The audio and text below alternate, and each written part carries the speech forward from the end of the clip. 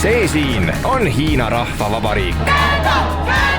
Welcome to Hong Kong! Ja mina olen Sander Valge. Mul on juba esimese 10 sekundiga siin nii paha olla.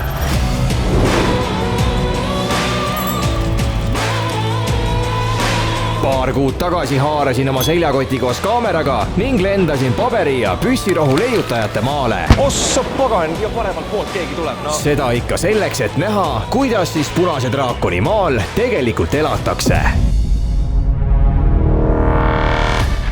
Kinnisvara hinnad on siin meeletud.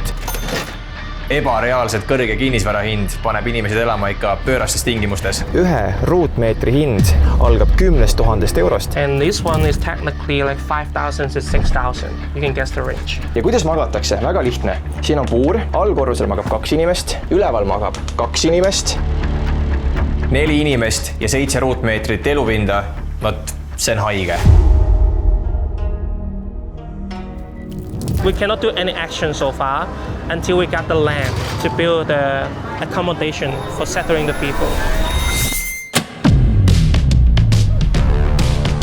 Niisiis, hüpake pardale, sest ees ootab 3 nädala jagu seiklusi parajalt eksootilises ja müstilises Hiinas.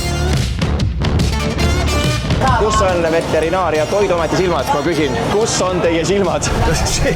Mismoodi siis liiklus korraldatud on?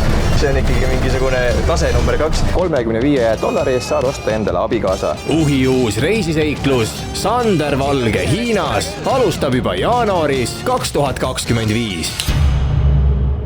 Oi ja, mis sa siia joogi sisse panid, aga mul on küll täna päris hõre olla.